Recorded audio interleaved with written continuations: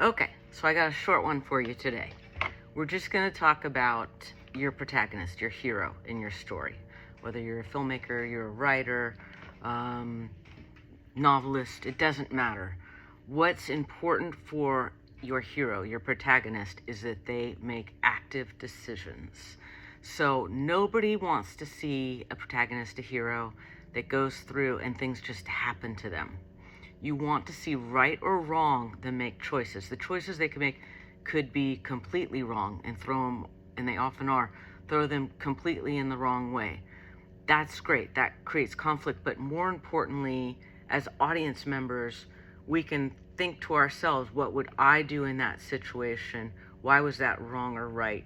And we root for that protagonist. We don't want to see that protagonist going down a canoe and just sailing down with somebody else in charge of the boat. We want them to pull over, get out, splash around, whatever they're going to do, they do it on their own. The other thing that's going to be important is in stories, there's always a protagonist and a villain. The villain might be, there's a volcano erupting or something, and here comes the lava. That is not really a character per se, but it is the villain. So you want to create a villain that is also, the best movies, the best books, sympathetic. And so using the volcano, I mean, it's nature, right? So you can't really be mad at a volcano unless it comes to life and has its own spirit world. And maybe that's an idea for one of you to take on. I actually like that a lot. But the best villains, like Anthony Hopkins in Silence of the Lambs, there's something charming about the guy, right? He's a serial killer. He has to be put on a truck dolly with a crazy mask over his mouth because he eats people's livers or whatever was happening there. I still like him. I still liked him. He terrified me, but I liked him. And so it's so important for your villain or your bad guy to not be a flat, boring, always bad. We want to know, how did that person get that way? So like in my little script at Skyview Enterprises, there's a villainous character. Her name is Boss Lady.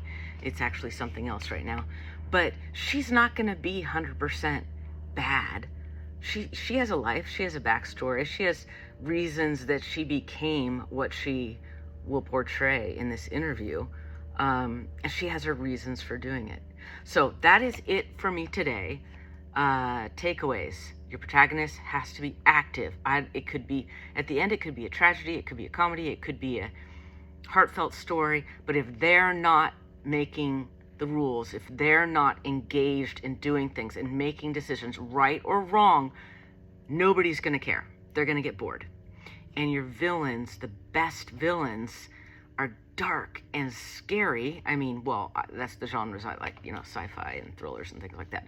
But for any kind of villain, the volcano, you've got to have a villain that has real dimension to them. They were at one point maybe a good person as a child. I mean, all children are beautiful and perfect no matter how they come out, right?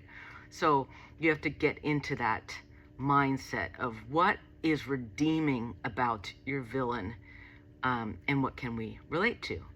And that is it for today. There is one more letter I added to the board, and I'm bored, to let you guess the name of the monster. And that's it. Thank you for watching. See you next time.